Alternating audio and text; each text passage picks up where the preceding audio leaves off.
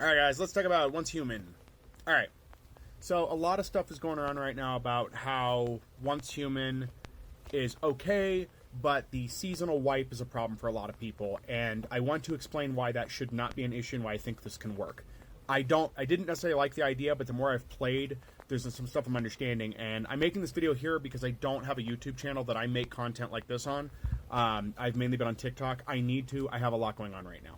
I would be streaming Once Human right now, but I have a very old machine and have not had the resources to get a new one, unfortunately. I have other things going on. I would love to. If you guys want to donate, there's links in my bio. You can find Cash App, Venmo there. Feel free to throw me some cash. Now that that's out of the way, though, and I've self-promoted shamelessly, so yes, it has seasonal wipes, but you don't lose everything. You lose your building materials, and you lose your deviates, which are guys in there that help you out, but you can get those pretty simply. That's not a problem for me at this point. Now, a lot of people are saying that the season's too hard to progress in, and it's an issue because you're just not going to get the content, right? All right, here's the deal. Seasons are fast, okay? I've been playing very little. I'm going to pull up my Steam record here for the time I have into Once Human. I have 40 hours thus far in, and I've been playing that in small chunks. I have more than half of the Battle Pass completed. I have not paid for the premium track, but I have more than half the Battle Pass completed. And there's still a ton that's going to be to do outside of the Battle Pass to get rewards. They go quick.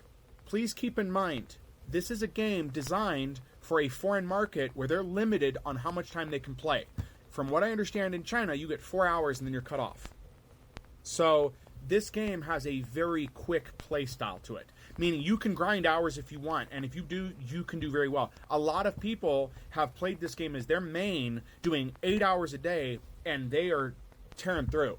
I'd be streaming this right now if I could, but I can't. I can't do it on TikTok Live because my machine will not handle both the live output and the game.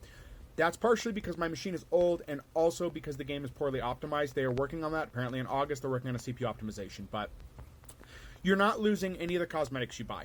You're not losing any of the blueprints you unlock. You're not losing any of those unlockables. What you are losing is your resources. Your character is being restarted to level 0, which is fine. That should not be an issue.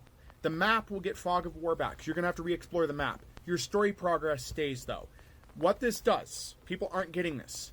With the map zeroing back out, this gives you a quick path to level up fast. Since you already know the areas, you can rush through those areas, clear them, get the materials, get the resources, and get the level up. It will give you a boost. So, now, I'm not saying that I'm 100% sold on this. It could be a disaster, and the devs are listening. But I'm going to give it the season to see how it is.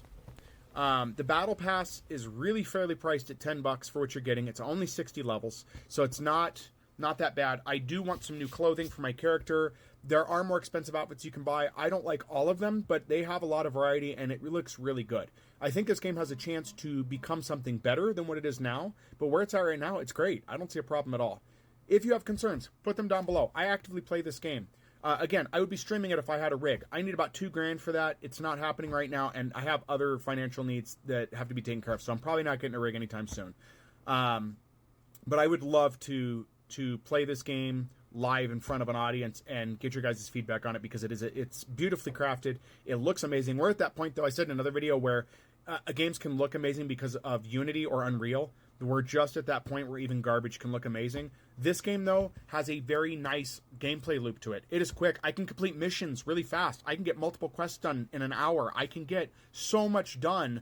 If you're working full-time, this is the game you should be playing. If you only have 4 hours to play, even just an hour, you can accomplish a lot in that time. A lot of games we have in the American market are not designed that way. And if we're not going to get better time off and we're not going to get fairer working hours in this country, these are the kind of games we're going to be stuck with. It's not a mobile game. It was at one point. It's not a mobile game. It does not have that kind of gameplay loop. It is a lot of simple quests. Some are fetch quests. Some are like, farming quests. Some are defeat enemies quests. Stuff like that. Really simple game to get into. Game will run literally on a potato. I'm running it on my potato, and it runs fine. So, anyway, guys, I wanted to get that out there because I'm seeing a lot of negative feedback about the game outside of the privacy stuff that people are complaining about, which is nothing. If you guys want to talk about that, throw some comments down below. I would be glad to engage on that. I know a bit about this game. I don't know everything, but I know a bit about the gameplay and how it runs because I'm playing it. So if you have any questions and you're just on the fence and not sure, let me know. Does the game have some issues? Absolutely, but it is for a small slice of people at this point, as far as I can tell. So again, feel free to ask questions, guys, and thanks for listening to my rant.